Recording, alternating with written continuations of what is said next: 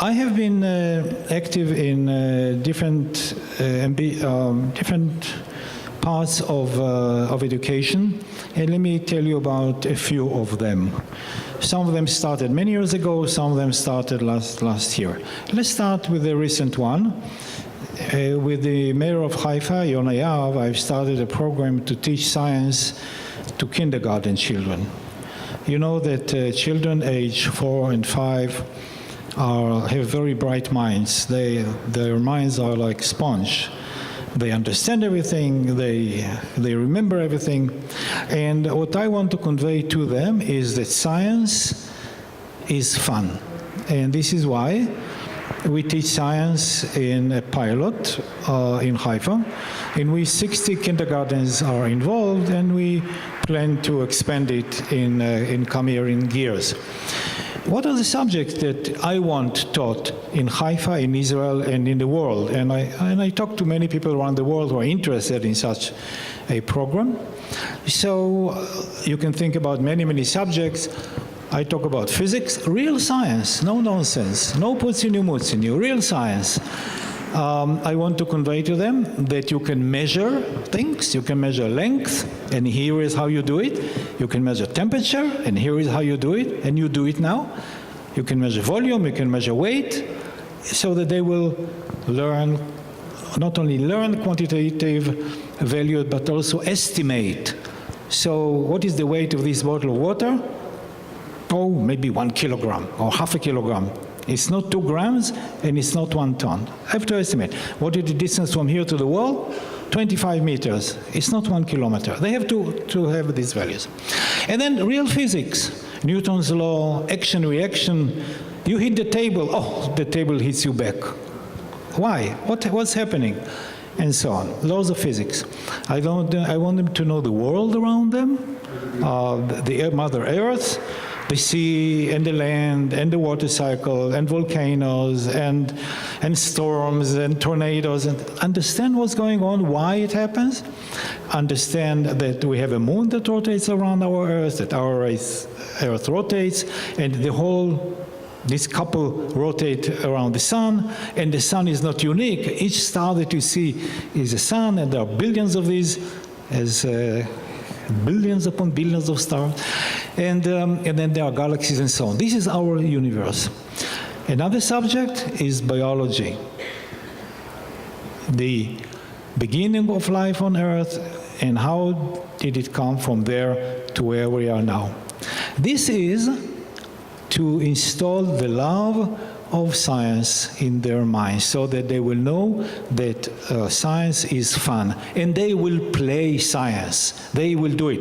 I demonstrated in Ukraine half a year ago such a class in which I told them how materials are built of atoms and molecules, and each child played an atom and molecules, and they were solid, and they were liquid, and they were gas. It was fantastic.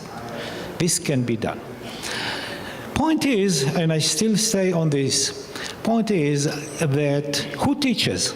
This is the major problem. Who will be the teachers? And this links to your activities. Because for a professor to teach kindergarten children is wonderful, but how many kindergarten children can we teach? If we want to reach broader audience, everybody, we need the kindergarten teachers to teach the children. Problem is, it's not easy to teach kindergarten teacher to teach them science so that they can convey the message.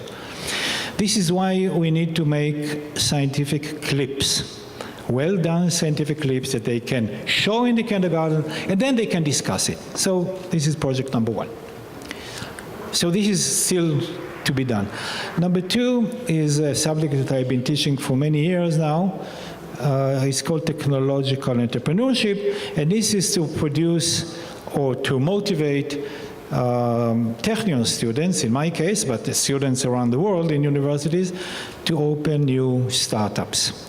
This is done in my class in large numbers, and by now I have about 10,000 graduates who took my class in technological entrepreneurship, and I open startups all over Israel. These are engineers and scientists and biologists and medical doctors. These are the people that made Israel a startup nation. Mm-hmm. And I do that by bringing in front of them role models. Role models are very important. These are people that you want to follow. You want to be like him. If he could do it, I can do it. I can have a startup of my own, which is maybe better than being employed by somebody else.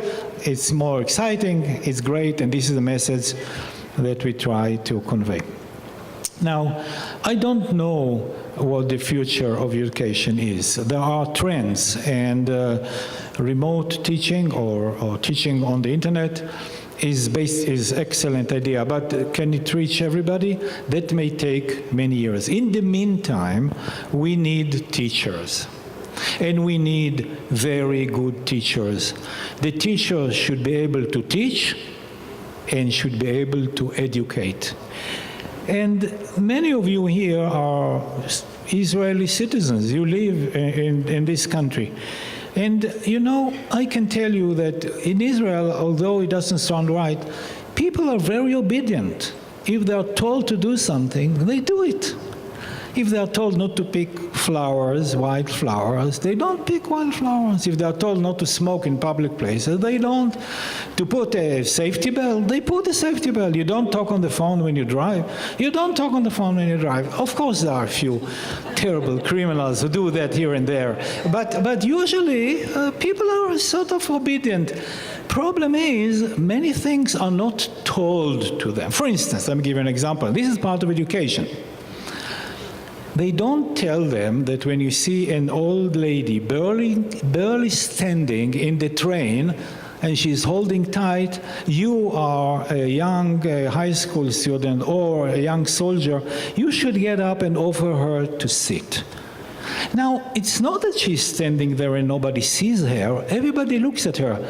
But they don't understand what they see because they do not relate to the other people, because they were not educated to relate to other people.